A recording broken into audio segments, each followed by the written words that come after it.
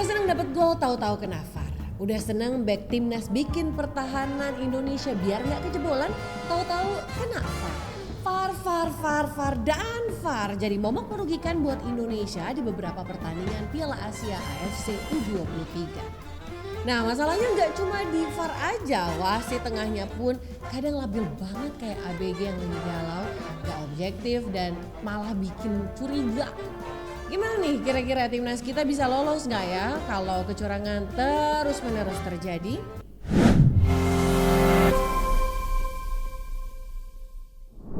Drama antara wasit dan VAR ini belum kelar guys. Jelang laga timnas U23 melawan Irak buat perebutan juara ketiga nanti malam, kita-kita ini masih deg-degan nungguin kelakuan wasit yang kadang absurd itu. Semua orang dari yang FOMO sampai yang jadi pundit, dari yang namanya Budi sampai yang namanya Boim, takut banget timnas kita dicurangi lagi deh oleh wasit dan VAR.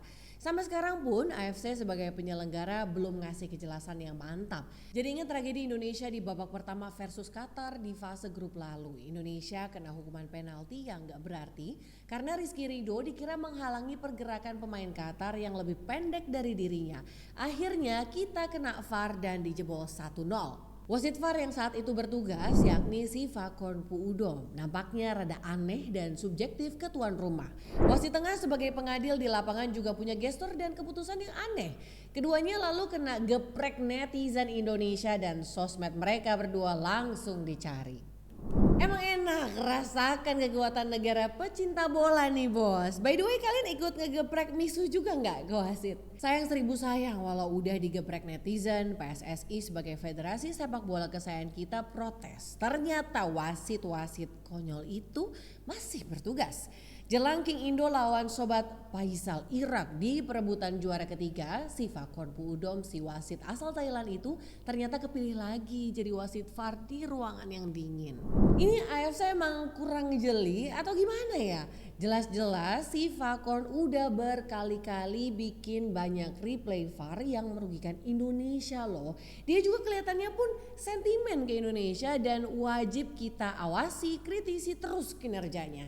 Kita masyarakat jadi suuzon ke AFC kalau saking tidak kompetennya wasit yang turun saat Indonesia akan bertanding. Pindah benua aja kali ya kita ke Eropa biar bisa ikut Euro 2024. FYI selain kelihatan jelas kurang kompetennya, wasit ibarat impostor pertandingan yang merugikan timnas dan AFC seperti menggunakan alat video assistant referee atau VAR yang berbeda dengan gelaran Piala Dunia 2022 lalu. Pada Piala Dunia 2022 lalu bisa terlihat dari angle kamera VAR yang lebih baik dan banyak serta visualisasi VAR yang lebih adil dibandingkan kompetisi bagi para pesepak bola muda Asia yang digelar saat ini.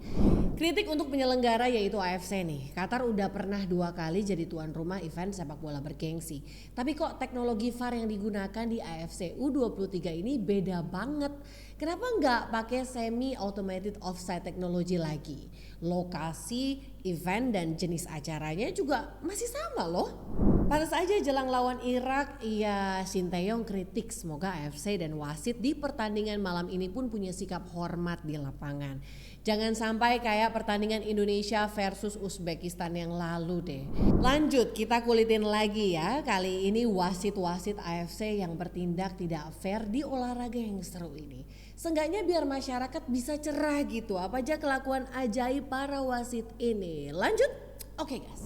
Seperti yang kita semua udah tahu pastinya laga Garuda Muda menghadapi Uzbekistan di Stadion Abdullah bin Khalifa di Doha diwarnai oleh sejumlah keputusan kontroversial yang membuat seluruh masyarakat Indonesia dari Sabang sampai Merauke misuh-misuh.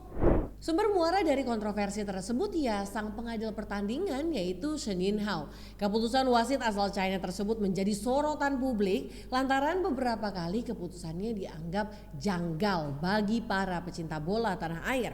Salah satunya pelanggaran terhadap Witan Sulaiman yang tidak berbuah penalti, kartu merah Rizky Ridho, dan yang paling bikin kita semua geregetan ya dianulirnya gol Muhammad Ferrari oleh VAR karena posisi Ramadan Sananta dianggap offside.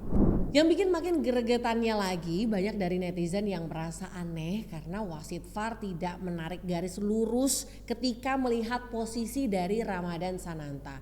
Jadi seakan-akan nih ya AFC kayak nggak berani gitu ngasih lihat hasil VAR-nya secara terus terang. Cie, takut salah kali ya. Kalau di Premier League udah dipecat dan bikin malu wasit kali ini tuh. Kayak pertandingan Arsenal versus Brentford musim lalu karena perkara lupa tarik garis offside yang ngerugiin salah satu tim. Akhirnya wasit Farley Mason kena tegur dan mundur jadi wasit PL.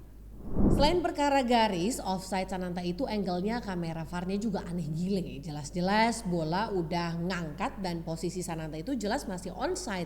Kiper Uzbek udah nyentuh bola duluan loh sebelum Sananta benar-benar sas dan Tapi nggak apa-apa, masalah dicurangin wasit making Indo udah biasa. Lihat aja tuh pas match lawan Qatar kita dizolimin abis-abisan sama wasit sampai Ivan Jenner nginjek rumput aja kena kartu merah nggak tuh.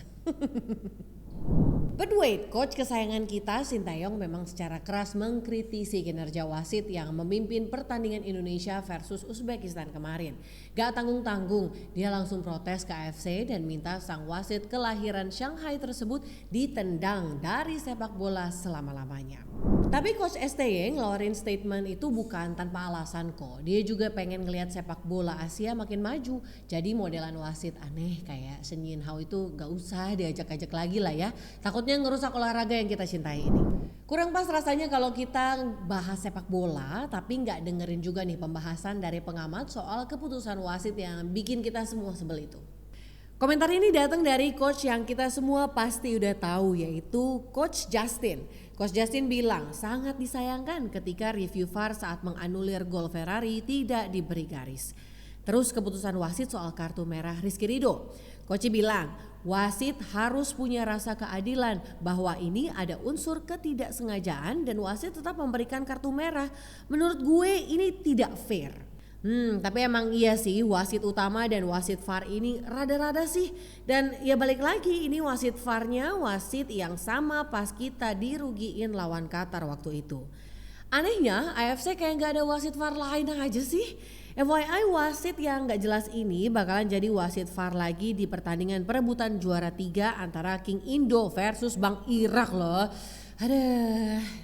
Emang gak ada habisnya sih kalau kita bahas kinerja wasit yang ngerugiin King Indo. Tapi terlepas dari itu kalian sadar gak sih ada yang berbeda dari permainan Garuda Muda kita dalam gelaran Piala Asia U23 ini. Bahkan dari timnas seniornya juga loh. Jadi gini guys, timnas kita mau di level kelompok umur sampai senior nunjukin adanya progres positif dari segi permainan dibandingkan beberapa tahun yang lalu. Kalau kalian pada ingat sebelum kedatangan STY dan PSSI era Erick Thohir, permainan timnas kita tuh biasa aja. Bahkan bisa dibilang nggak bagus mulai dari skema permainan yang kebanyakan ngasih umpan membelah angkasa. Terus fisik pemain yang gampang banget kecapean. Kalau main udah di atas 60 menit. Tapi kenapa ya? Kok bisa sih timnas sekarang bisa main bagus dan bahkan jadi perhatian dunia loh? Tentu bisa guys karena adanya kolaborasi yang satu frekuensi antara pelatih timnas Indonesia dan ketua PSSI Erick Thohir. Erick Thohir selalu support secara kinerja untuk timnas Indonesia. Di tangan Coach STY kita bisa melihat dari adanya komunikasi yang rutin dilaksanakan oleh STY dan Erick Thohir.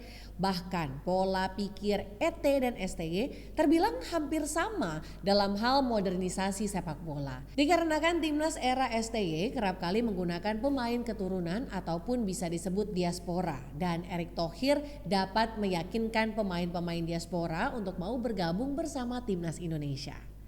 Progres timnas dan PSSI terlihat nyata dengan bisa dibuktikan secara permainan yang meningkat dan bahkan level timnas kita yang dulu keteteran di ASEAN sekarang bisa tembus Piala Asia dan doanya aja guys supaya tembus ke Piala Dunia 2026. Amin. Singkatnya sih gitu guys, karena emang banyak banget sih hal yang nunjukin kalau timnas era STY dan PSSI era Erick Thohir ini tertata dengan rapi dan terlihat progres positifnya untuk ke depan. Bahkan ada komentar netizen juga bilang kalau PSSI baru berdiri 2023, yang dimana itu tahun awal PSSI dipimpin oleh Erick Thohir. Ya begitulah curahan hati penggemar timnas, saking gak mau timnasnya dicurangi, akhirnya sekalian aja deh tuh kulitin wasit-wasit kurang ajar yang bersikap gak adil di lapangan pertandingan. Keinginan untuk pertandingan yang adil itu bukan cuma mimpi, tapi sebuah harapan besar dari kita semua. Dan ingat peribahasa, adil bagai teras, tara bagai timbangan. Wasit di lapangan harusnya menghormati prinsip keadilan yang adil bagi semua tim yang bertanding. Pertandingan yang seru dan fair bukan hanya soal memenangkan game loh, tapi juga membangun sportivitas dan rasa hormat antar pemain dan penonton. Kita semua berharap pertandingan nanti malam antara Garuda Muda melawan Irak dapat menjadi panggung yang memamerkan semangat juang yang tinggi dan fair play yang sejati. Gimana menurut kalian? Optimis gak Indonesia bisa menang malam ini dan lolos Olimpiade tanpa dicurangi sama sekali oleh wasit dan VAR? Kasih pendapatmu di kolom komentar dan jangan lupa like, subscribe, dan share.